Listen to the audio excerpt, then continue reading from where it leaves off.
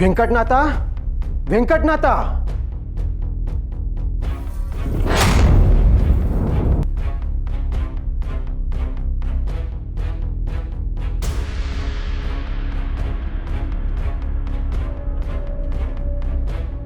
ಏನಾಯ್ತಣ್ಣ?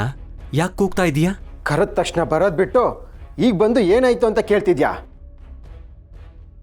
ಅಷ್ಟೊಂದು ಉದಾಸೀನನಾ? ಕ್ಷಮಿಸಿ ಬಾವ, ಉದಾಸೀನ ಅಲ್ಲ. ಅಪರೂಪಕ್ಕೆ ಇವರು ಜಮೀನಿಗೆ ಹೋಗಿದ್ರಲ್ಲ, ಕಾಲುಗಳು ಊದ್ಕೊಂಡಿದ್ವು, ಎಣ್ಣೆ ಹಚ್ತಾ ಇದ್ದೆ. ಒರೆಸಿ ಬರೋದಕ್ಕೆ ಸ್ವಲ್ಪ ತಡವಾಯಿತು.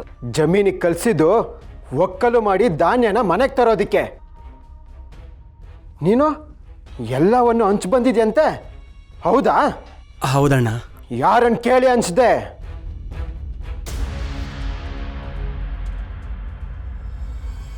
ಇರುವುದನ್ನ ಇಲ್ಲದವ್ರಿಗೆ ಹಂಚೋದು ತಪ್ಪಾ ಅಣ್ಣ?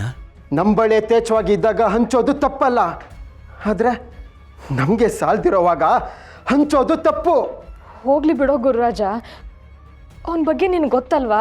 ಅವನ ಕೈ ಸ್ವಲ್ಪ ಧಾರಾಳ. ಅವ್ರು ಕೇಳಿದಾಗ ಇಲ್ಲ ಅನ್ನೋಕ್ಕಾಗದೆ ಕೊಟ್ಟಿರ್ತಾನೆ.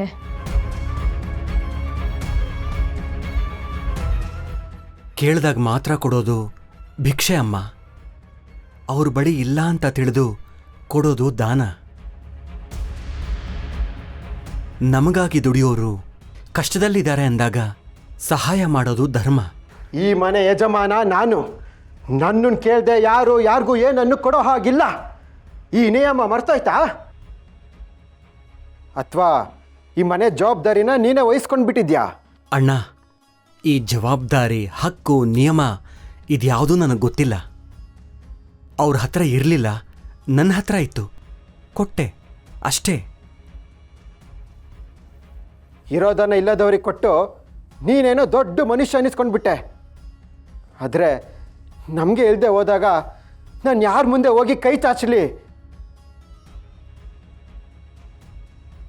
ಆಗಿದ್ದಾಗ ಹೋಯ್ತು. ಈಗ ನೀವಿಬ್ರು ಜಗಳ ಆಡಿದ್ರೆ ಕೊಟ್ಟಿದ್ದನ್ನ ಹಿಂಪಡೆಯೋದಕ್ಕಾಗತ್ಯೆ? ಹೋಗ್ಲಿ ಬಿಡೋ. ಹೋಗ್ಲಿ ಬಿಡು ಅಂದರೆ ಏನಾತೆ? ಇಷ್ಟು ದೊಡ್ಡವನಾಗಿ ಸ್ವಲ್ಪನೂ ಜವಾಬ್ದಾರಿ ಬೇಡವೆ?